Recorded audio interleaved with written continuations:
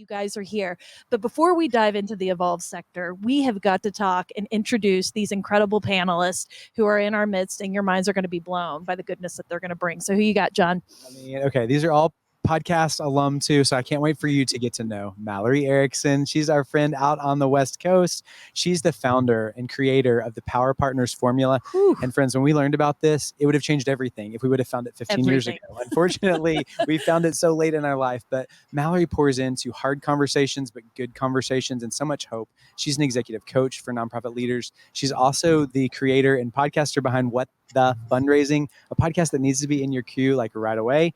And so we always call on Mallory when we need all the deep advice. And she comes to us with not just frameworks, but lived experience through her own past of being an executive director, and does all of this from Berkeley, California. And we're so delighted to see you today, Mallory. Thanks for joining us. I am overwhelmed and overjoyed to introduce my dear friend, sister from another mister, Aila Malik. She is the co-founder and founder and co-principal of Venture Leadership Consulting. And y'all, she is your favorite resident nonprofit CEO for hire. She comes in, and I'm telling you, the equitable way that she comes into organizations, giving all the power back to staff, giving them a voice, is exactly what we want the future of leadership and nonprofits to be. She is a lawyer by schooling and a nonprofit exec by trade, and she has been a change agent in her community. She fights for the little guy. I say little girl because she is an advocate for women's issues as well. And we just absolutely look to her when we are looking for evolved leadership training, because she maybe fits right under my arm because she's so pint-sized, but she is so mighty in her presence and her voice and her worldview. I love the way she moves through this world. She resides in San Francisco, and Aila, we're so glad that you're back with us today. It is my huge honor to introduce Anne-Marie Dougherty to you. She's the CEO of the Bob Woodruff Foundation. And if you want to have your heartbeat close to veterans in our country, the Bob Woodruff Foundation and the work that Anne-Marie and her team do is very much at the epicenter of that. And so she is just this incredible award-winning marketer, and she's a thought leader and just a champion for veterans all across the country. She is who we tap when we're looking at really locking arms for impact. How do organizations work together regardless of, our backgrounds? But we come together and we find what's alignment. And she's built this incredible Got Your Six network across the entire country. Oh, go check it out. But anyway, Anne-Marie is just an incredible thought leader in this space, and I'm so delighted to have you on the panel today. Good to see you, Anne-Marie. And last but certainly not least, do you ever just have anyone in your life that when they speak to you, you listen? Because that's Woodrow for me. I mean, Woodrow Rosenbaum, he is the chief data officer at GivingTuesday, and he's also the president and CEO of With Intent. And he has just been instrumental in shaping GivingTuesday and the movement that's happened globally. And he really is that person that dives into research, into the analytics, into engagement, and what's happening in the movement, in the story that the data is telling. He is also, I want to just give a shout out that With Intent is this incredible international consumer marketing agency. You know us as marketers disguised as fundraisers. We greatly lean on Woodrow and his team to tell us what's trending and what the behaviors are.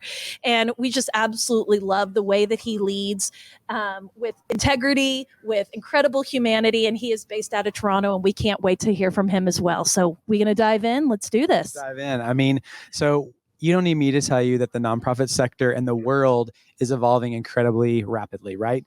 And we just came back from AFP Icon, and I think right around that same time, the Fundraising Effectiveness Project had just rolled out their newest report showing a decline that I don't think any of us were shocked by, but it's still painful to see. When there's a decrease in dollars, there's a decrease in new donor and donor retention overall. And at that same conference, we're sitting at dinner, and Burke, actually, with Virtuous, said, "Have you guys ever heard the difference between a buffalo and a cow?" And I'm like, "No, I have not, Burke. What is this? It's like a joke." And I love this as kind of like a starting point for this conversation. But I guess cows run away from the thunderstorms, whereas buffaloes run straight toward it. And I did feel like this moment of like, man, that is what we're positioned to. And that's the people that we're surrounded by here are people that we're very well aware of what's going on. We're very attuned with a lot of the competing factors and some of the systemic things that are driving the place that we're in today, but we're not afraid. Like, we're moving forward boldly. And so I just wanted to start that conversation with that and just kick it to say, what are the biggest challenges facing you? And Aila, I want to start with you to just kind of give some context for what you're seeing. What are the challenges that the nonprofit sector is facing? Yeah, well, first of all, thank you for for inviting me onto this panel, and it's really great to be amongst some awesome folks. Like I'm taking notes, Anne Marie and Woodrow, to see your guys's hear your podcast after this. I know Mallory well. Um, what we're seeing. My shop has a unique advantage of seeing a lot of different organizations, big and small missions across the country, and there's really three things that we're seeing as big trends. Operationally, we are seeing that this there's so much fatigue and sort of hangover in COVID recovery that staffing challenges are hard. There's a lot of vacancies, there's burnout, there's fatigue. We are also seeing that sort of post COVID recovery, the models may have swung. People may have done remote models. They may have moved into what we call more service programming and working with higher numbers as opposed to deeper outcomes. And so we're seeing that folks are not actually being thoughtful about what revenue strategies need to match their current programming. And then strategically, among the bigger movements and political structure that we have here in the country, we're seeing a real need for organizations to think about the so what of their work. So what is the systems change approach? What is actually going to be materially different in inequity and in injustice that your mission sort of deserves the right to get this sustainable funding? And I guess my advice for organizations and folks that are listening would be to really take a moment to re-examine your roots. So re-examine your impact strategy model. What was your intention? What is your, what I call social profit metric that you are going to advance and rally your operations around? And given that your staff are tired, what is the true cost of your model? So if your staff are tired and you need to reduce caseload ratios, what is that true cost so that your development targets and revenue plan, which a lot of experts here will talk about, match your sustainable need, and that your private philanthropy can be about innovation and the so what of your organization? I think Aila just gave us a playbook for innovation right there because we need to be looking forward. We need to be forecasting growth. And I know, Anne Marie, you had a quote about that on our podcast, that you had a 4-star general on your board who talked about how do we look over the horizon, which is why the Bob Woodruff Foundation was prepared when we got into a pandemic. You were fully prepared because you were ready for that moment. And I think the Bob Woodruff Foundation just does a beautiful job on collaboration. And I wanted you to talk about the changes that you're seeing and how we think nonprofits will be funded in the future, and how will overall sustainability affect nonprofits, and what are you all seeing in your shop? These are really good questions. And hi, I'm so happy to be here. I am both I feel like a student. I'm scribbling everything down. I'm so happy to be here. Thank you for having me. Changes. So I think we just need to pay attention to the mood of the markets, the mood of middle America. And in its simplest terms, I think if you are considering, if people feel like they have less money because of inflation, or they feel like they might have less money in the future as people, and then folks who are overseeing budgets for philanthropy, that's something that, we need to pay attention to. So the mood out there is grim and uncertain at the moment. Nobody knows what's going to happen with the economy. And so I think it's making the environment more competitive for nonprofits. I think we're going to see less money being invested from corporates and less money being invested from individuals. So we're going to, in the near term. So that means we need to be more competitive. And I really like that social profit term. So we've got to be really sharp with the pitch. And I think we're going to see less multi-year commitments. The good news is that family foundations and the ultra high net worth individuals are still going to be giving. So again, it's just sort of maybe adjusting to a changing environment. And I would say to prepare for that, we talked about this in one of the podcasts we did together, by being sticky. So if your organization is solving a business problem for the corporation that you're partnered with, it's going to be a lot easier if you make it about them, not about you, even though it is about you and all the people you're helping. Just make it about them. Then I think you have a better chance of hanging in there through what's going to be a difficult time. And then quickly, my 3 tips for all fundraising is really, it's 3 simple things: follow up, follow through, and be nice. And I emphasize the be nice piece because at the end of the day, if you have to make decisions about budgets that are getting smaller, you have a higher likelihood if the folks on the other end are like, I love working with them. Even if I'm going to give them less, I'm going to keep them in my portfolio.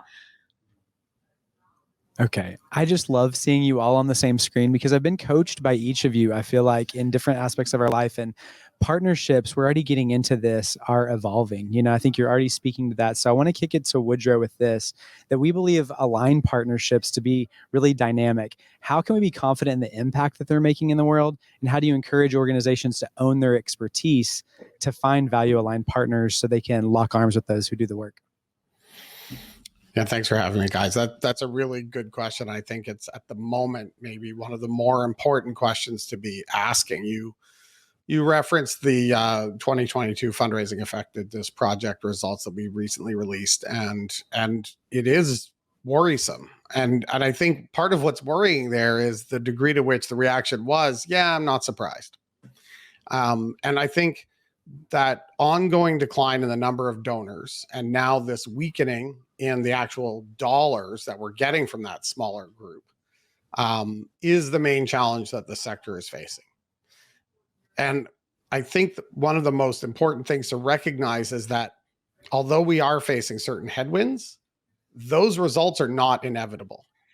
And so finding the right organizations to partner with is one of the very actionable things, right? This is something that gives us agency as a sector, as an industry, over how we can chart a course that's going to not just help us survive, but actually might help us thrive.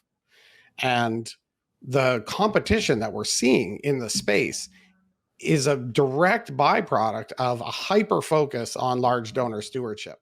And although I would never say we need to do less engagement of large donors, but what we've been concerned about is the multi-year trend toward fewer and fewer givers and this erosion of the grassroots foundation. And we know that organizations with a broad base of support are more likely to be resilient and to be able to weather economic storms, because those mid to large and large donors are the ones that change their behavior most in response to the economy. So it's not an either or situation, but we have too many eggs in one basket. And now we're seeing the beginning of the effect of that. So what do we do? Well, one of the things we can do is partner with organizations, because we are not really in competition at the kind of grassroots giver end of the scale, right? There's, yes, fewer and fewer large donors, and that large donor engagement is a different environment. But what we need right now is diversification. And that's where we have an opportunity to partner with organizations in the same geography as us, with a similar or complementary mission. We see a ton of this on Giving Tuesday the day, but there's nothing special about Giving Tuesday that means you can only partner and find those opportunities on that day. This is something we can and absolutely must be doing all year round if we're going to address this consolidation issue we're facing. Okay, preach it up. Woodrow, I already see the chat blowing up with love for you, because you are saying what all of us are thinking right there. And Giving Tuesday, your chief impact officer with Giving Tuesday, is telling you it's not just one day. This has got to be baked culturally into every day and how we're engaging. We're at the Responsive Nonprofit Summit, which is all about creating a way for everybody to be a philanthropist, seeing philanthropy at every level, from the grassroots all the way up to that mid-major.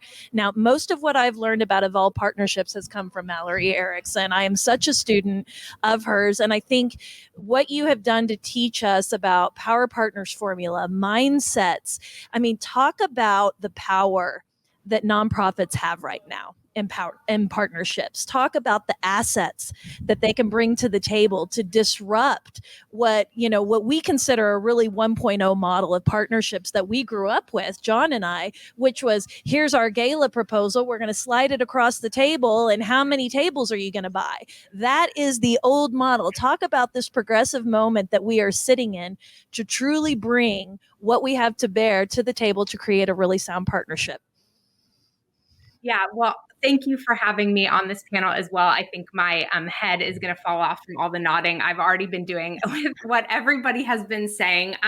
But I love this question because I think, first of all, we have been confusing for a long time a funding solicitation with a partnership proposal. Those are not the same thing. And so asking for somebody to support our gala, to have a table tent at some event, any of those things, that is not partnership building. That is a request for funding. And so I think the very first thing is recognizing that what partnership really means is about aligning incentives. And I think sometimes we get a little weird about that word in the nonprofit sector, but the reality is that with any type of partnership you're building, the goal is a mutually beneficial partnership, a win-win. And so that starts with believing that there is a win-win between you and that company, that there actually is something that you both want to see happen in your community attached to this issue area. And you have to believe that in order to actually formulate a partnership. Because if you don't believe that, you're going to ask for funding. You're going to ask them to give you some money because you don't have money and they have money, and you just want them to solve that funding problem for you. So it starts with that belief that you actually share in some goals, you share in some incentives, and those look different between a corporate partner and a foundation and an individual. Aligning incentives is customized based on the interests and orientation of the type of funder that you're talking about. And I talk a lot about assets and understanding the assets of your organization, because what I have found is, after watching hundreds of nonprofits go in front of different types of partners, is that the only thing they know how to talk about of value are the programs and services that they offer inside their organization. And I understand that orientation because that's what we're thinking about day and night all the time. But all of your organizations have so many things of value that align with the different incentives of those potential partners. You have things of value like your audience, your email list, your following on social media, the thought leaders on your board of directors, your connection to policymakers. You have tons of assets that are valuable to those foundations you're talking to, those corporate partners you're talking to, those individuals you're talking to. And once you start to understand that and you start to integrate that into how you align incentives with these partners, that's how you actually build partnerships. Oh my gosh. I mean, I'm just feeling this. I mean, there's so much power that is here. And I think I've heard this threaded through so many conversations today already, but it's a different posturing than maybe some of us have, about a scarcity. It's really the opposite of that. And if we're going to evolve, if we're really going to meet this moment with this level of partnerships, we believe it starts from within, and Becky's alluded to this in our own journeys, but the mindsets that we embrace, we're realizing really the importance of this. And I want to say, Mallory, it was you that looked at me on a podcast once and said, I was like, what's the mindset that you need? And you said, first, you need to realize that we all have mindsets, it's like, this is not something that you don't have, you have it, but we need to adjust what your mindsets are. And so I'd like to kick it to all of y'all to just say, what are those mindsets that you think could help bring the walls down and allow us to really move into these kind of partnerships? And I'll open it up to the crowd. Woodrow, how about you? We'll sure, I'll jump in. So, I mean, you alluded to this already. The mindset that is very prevalent within the sector for lots of very good reasons, but the prevalent mindset is one of scarcity. And I saw a question go by in the chat. How do we engage more broadly with when we're overwhelmed with what we already have on our plate? And again, I think partnerships is part of the answer to that. But I think that despite what might be in the environment that impacts us, the most prevalent, the most substantial mindset shift that has to happen is from scarcity to abundance. The data actually don't support that we're in a scarcity environment, despite the trend that we're seeing. So I guess what I would ask is, if you were in a situation of abundance, how would that change how you behaved within this marketplace? And that, to me, is a useful kind of thought process, right? You don't even have to buy it yet. Just what would you do differently if this was an abundant situation? because it is. Okay, good luck following that. Whoever wants to go next. How about you, Aila? I mean, I'll just double click. I mean, I find myself, Woodrow, that is absolutely right. I'm going to take it to a micro level. I think to follow on to Woodrow's sort of intentionality of abundance and what has to be true to really step into that for you, is a question I ask myself is what does being fully expressed look like? And I mean that at a micro level and a macro level. And what I mean is, the world needs us as leaders to be awake, to be active, to be fully expressed in intentions of equity and justice, whatever that is, whatever the mission is for your organization. And so what rooms are you showing up to where you feel that you are muting yourself, where you are not wholly expressed, where you are not being perceived in your full authenticity? What is blocking that? What needs to be true for you to be in a micro place of abundance? And then as an organization, what does your mission look like when it's fully, boldly advanced? What are you up to? What is the so what of your impact? Because back to what Mallory's saying in your assets, people want to partner and join with people that are up to something. And so if you get really clear on your full expression, like partnering with us means that you're taking a stance for education equity, or you're taking a stance for this really big, bold vision. And yeah, it could be part aspirational, but in a world of abundance, being able to have a rallying cry of your full self-expression as a leader, and then that too of an organization that's really up to something, is inviting, it's attractive, as long as it's authentic and as long as it's something that you, back to I think what everybody has said, that you really believe. And so I'll just say that much. What about you, Anne-Marie? Well, Aila just said, you believe. That's what I was going to say, that, what is it? The sign in the locker room in Ted Lasso, believe. I think that the power of a positive always mindset, comes back to Ted Lasso. This isn't a new concept. I know that, but being positive. So to Woodrow's point, if I believe if the abundance environment is true and real and how we're going to shift our mindset, I would recommend that we bring a really positive attitude to the table, and that we are, with all of the people we're interacting with, going back to the fatigue, I don't think it's just in the nonprofit sector. So let's be polite, let's be prompt, let's be persistent. And at the end of the day, one of the reasons I think that drives us all to work in and around the nonprofit sector is our passion for whatever the topic is we're working on. And passion is palpable. So I would bring that mindset to the table of what really drives you, and let's do it with a positive attitude. And it turns out it's abundant out there. It is. And I think you've already mentioned this once, because you said be nice. And I will tell you, kindness is the great disruptor right now. It feels a little bit like the world is the dog in the house on fire that's typing away. But if we can really embrace that abundance of kindness and generosity, that is a magnet to the people who want to be a part of our mission. So, and I'm seeing the chat blow up with some great friends. I see Sonia, Perez, Lauterbach, Nicole, Tamara. Thank you for all of your comments. Really appreciate you fueling this abundant conversation. So Mallory, what about you? Bring us home. Well, I think I just want to sort of double click on this piece around the fact that our beliefs create our reality with just a little bit of science, because there's a lot of science to support this here. The science around serendipity actually supports this. The science around how our emotions are made by Dr. Lisa Feldman Barrett, which has been some of the most breakthrough science of our time, demonstrates that what we believe to be true, we start to see around us. And when we don't believe something is true, our brain literally cannot simulate it into our reality. So if we do not believe there are partnerships out there, if we do not believe there is enough funding out there, our brain actually physically cannot see it. So this is so incredibly important for us to understand. And I'm going to give you a quick example for folks who are like, think about a time where you've heard about something for the first time.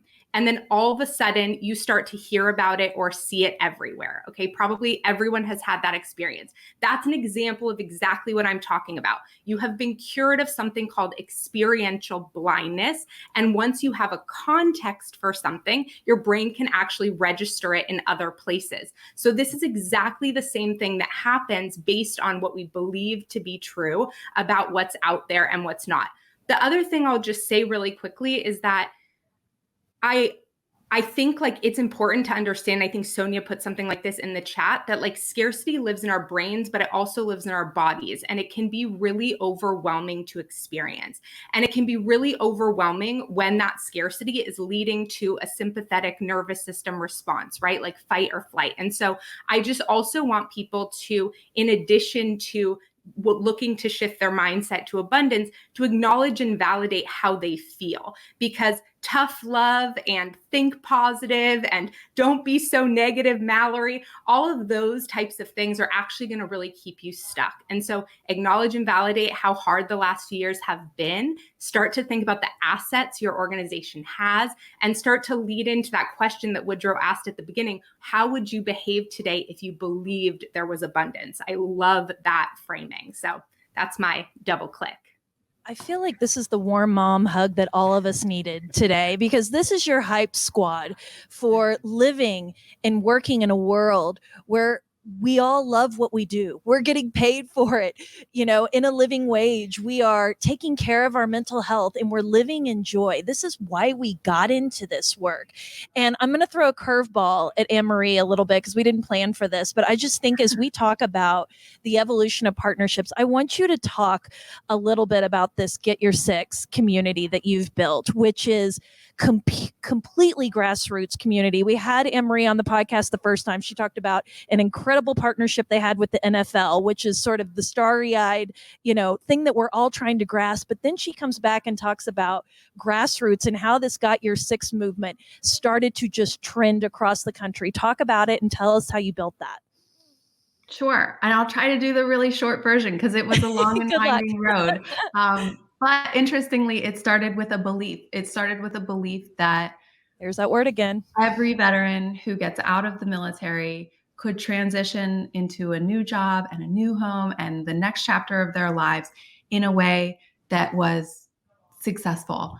Live their, go on and live happy, fulfilling lives. But what turned out is that when you get out of the military, it's a huge life transition. And depending on where you live and what you need, the circumstances are going to be different. And there was no centralized resource that gave hyper-local, hyper-relevant results to help people make really important life decisions.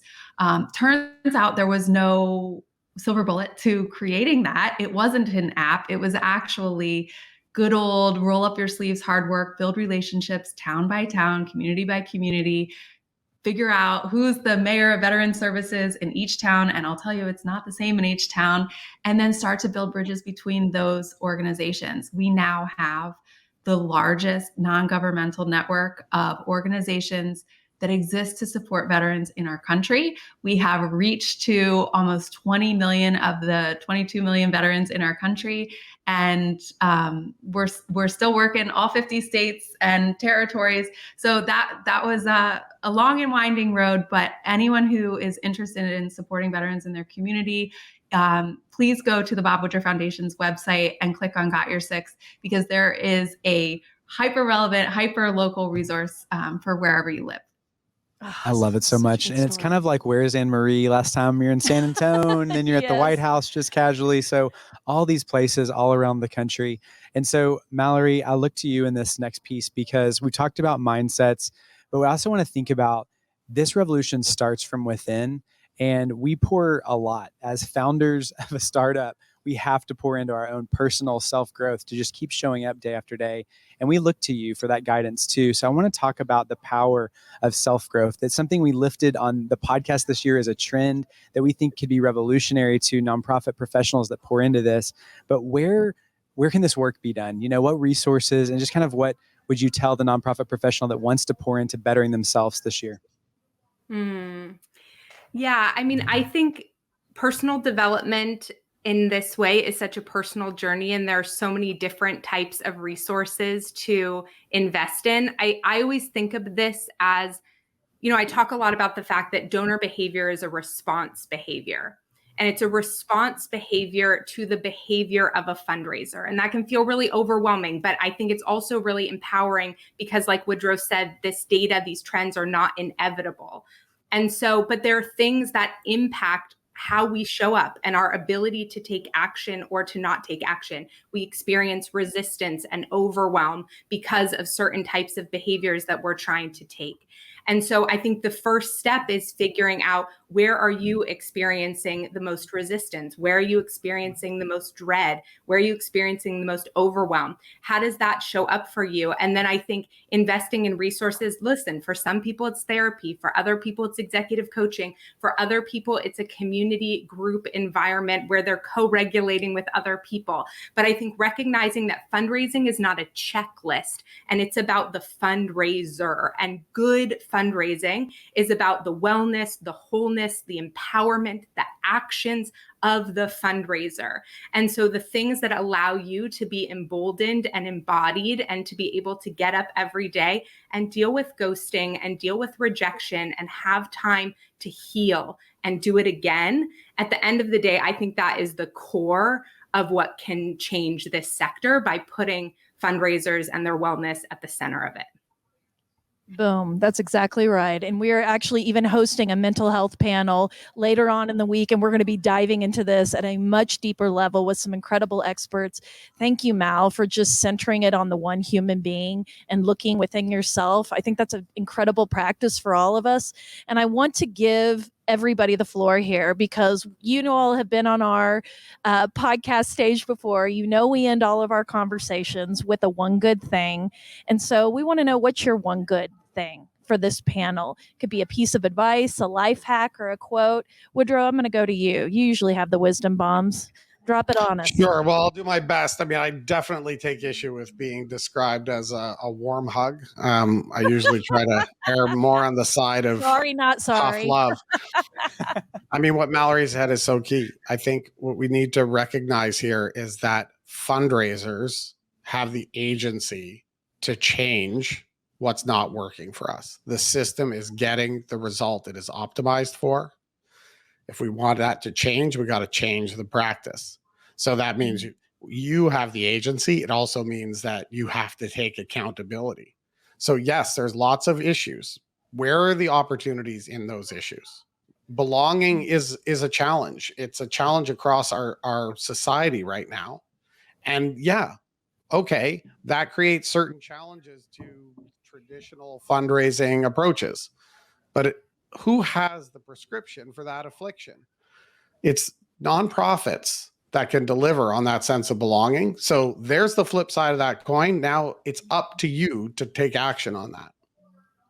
Okay, I got to jump in there because that was such good advice. And belonging, I think, is a word I did not hear in my career until maybe the last 3 or 4 years. And I love that it's organically growing, because I think we are just starved for it. We are so thirsty for belonging.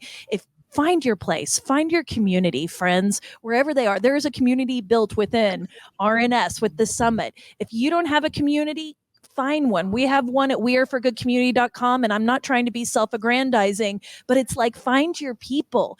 We talked to Brooke Ritchie Babbage earlier on one of the panels, and she has a sisterhood, a sustainable sisterhood of women who are nonprofit founders who all talk. And find your people, because it helps in the journey. It helps you feel less alone.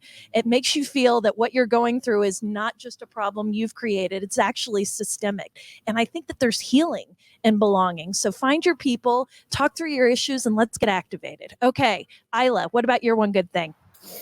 Well, I'm going to piggyback. I mean, I think when we look at finding your people and when we look at the agency of a fundraiser, I think there's two pieces. I think one, we're all fundraisers. And so those of us that might be in programs or might be in other parts of the organization, we are ambassadors for the work, and we can take up our voice and take up our relational skills to be able to spread the message and ignite people to try to rally around what our needs are.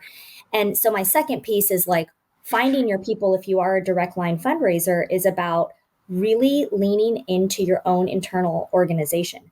No money, no mission. We often see a lot of tension between development and programs in most organizations, and HQ and site and regional, right? And we have to, a good leader, your CEO, should be invested in creating a mantra that we are all in for the same mission advancement. No money, no mission, no metrics, no mission. So how are we all talking? How are we all experiencing and being ambassadors to the work? And I think using your kindness and your relationalism internally to align with your internal ambassadors and break down those barriers will be hugely helpful to your own sort of sense of self and power, as well as advancing the mission that you came to work for and that you care about so deeply. So I do think leaning in and creating community within your organization is important. I mean, I just see the cultural ripples that will result as just sort of employing those methods too. That's not just yourself. I mean, that is a cultural, it's the ripple that keeps going and going. And we want more people to lock arms with and get involved with that. So Mallory, what about you? One good thing. Well, I've never been able to do one anytime you guys have asked me for this, but I will try.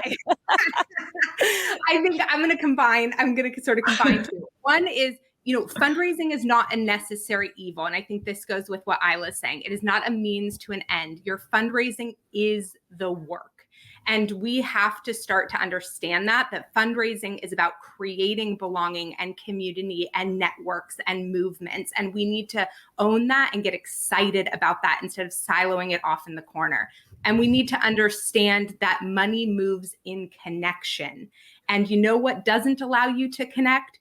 Burnout and overwhelm and scarcity mindset and all of those things. So you have to figure out what will allow you to connect with your donors, with your team members. You cannot hustle yourself into connection, and then provide yourself, seek out the sources, the resources, the community that helps you tap back into your connection. So wise, so wise. Okay, Anne-Marie, bring us home. Okay, no pressure. Well, first of all, I feel like I belong here and I just want more. I've already made 3 new friends today and I can't wait to tune into the whole rest of this.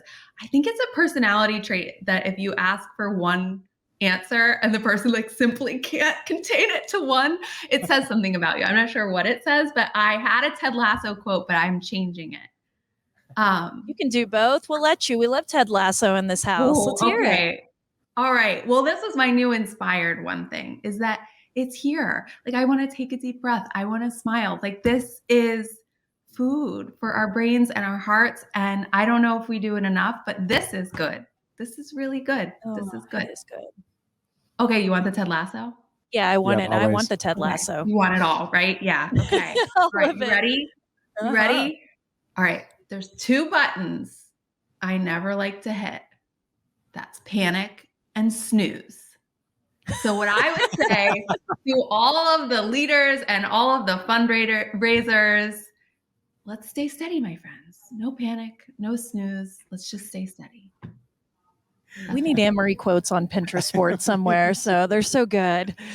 And I mean, we kind of have the snooze button because we have a couple minutes and I saw this question bubble up earlier. So I want to kick it. Thank you, Suzanne. We'll try to pull it up on the screen. How can nonprofits with a more niche or niche, we can choose that, focus area connect with broader audiences, especially when an oversaturation and scarcity is a concern? I want to open this up to the group. One of y'all want to jump in? Who wants to take that one? And you have to say the word niche so I can hear how you say it. Niche.